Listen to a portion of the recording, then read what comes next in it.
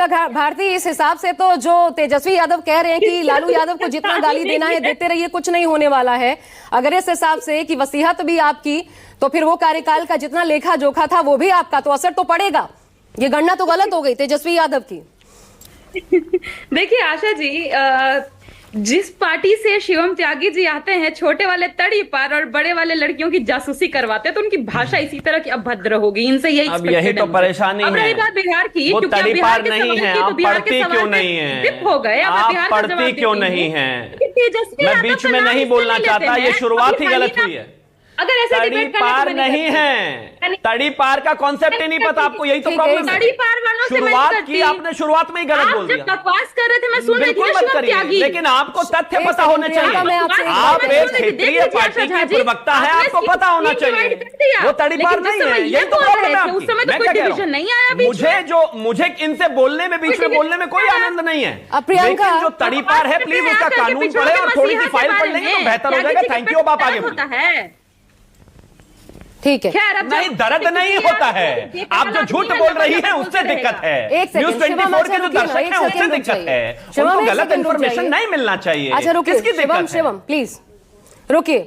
प्रियंका देखिए, आपसे मैंने बहुत सीधा सवाल पूछा, तेजस्वी यादव को लेकर पूछा, सवाल का सीधा जवाब दे रही हूँ, लेकिन शिवम त्यागी ने पूरे फैक्ट के साथ उनकी सरकार का लेखा जोखा दे दिया।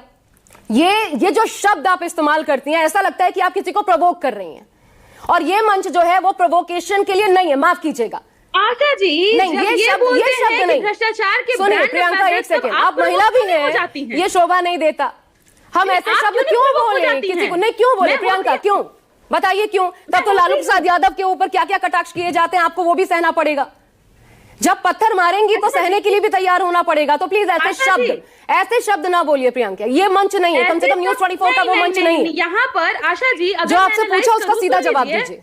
सुन लीजिए, अगर मैं यहाँ पर एनालाइज करूं, पैनल से लेकर मीडिया तक के सारे जो लोग बैठे हैं, एक तबके के लोग बैठे हैं। इसलिए लालू जी को जब भ्रष्टाचार का ब्रांड एम्बेसडर कहा जाता है ना, तो सिर्फ पिछड़े तबके की बेटी को दर्द होता है, बाकियों को दर्द नहीं होता है, क्योंकि सब एक ही जमात के लोग बैठे हैं। लालू प्रसाद यादव को पैनल ने भ्रष्टाचारी नहीं कहा है, कोर्ट ने कहा है भाई, कोर्ट ने। फिर मैं, आप फैक्चुअली इनकरेक्ट हैं, यही तो परेशानी है आपकी। लालू प्रसाद यादव को अलग अलग 5 केसेस में भ्रष्टाचारी कोर्ट ने कहा है। जिस अमित शाह जी को आप कह रही हैं, उनको कोर्ट ने तड़ीपार नहीं किया। अब आपको नहीं पता तो मैं क्या करूं? अगर कोर्ट ने उनको कहा होता तो मैं सुन रहा होता बैठकर। तड़ीपार के बारे समझती हैं। आप वही कहना चाहता हूं, क्योंकि आप जो कह रही हैं वो फैक्चुअली गलत है और मैं जो कह रहा हूं वो फैक्चुअली सही है। 1 मिनट हो गया प्रियंका, आप ही ने इसकी शुरुआत की। मैं बहुत फैक्ट के साथ बात कर रही थी, आप ही ने इसकी शुरुआत की। बस कानून अभी तेजस्वी यादव पे मेरा सीधा प्रश्न, सीधा जवाब दीजिए। नो हमला, इधर उधर कोई हमला मत करिए प्लीज, अटैक मत करिए प्रियंका प्लीज। आपसे जो सीधा पूछा गया, देखिए 1 मिनट सुनिए प्रियंका। तेजस्वी यादव ने क्या कहा? तेजस्वी यादव ने कहा कि ये जुमले वाली सरकार है, ये बताए किस किस सेक्टर को कितना दिया। तो वो तो अमित शाह बता रहे हैं ना, ये तो संख्या तेजस्वी यादव तक भी पहुंची होगी ना। यूपीए कार्यकाल में कैसे 2,80,000 करोड़ और अब तक मोदी की सरकार में 9,23,000 करोड़, ये तो दिख रहा है ना, ये तो उन्होंने बताया। तो तेजस्वी यादव जो पूछ रहे हैं उसका उस सवाल का जवाब तो मिल गया।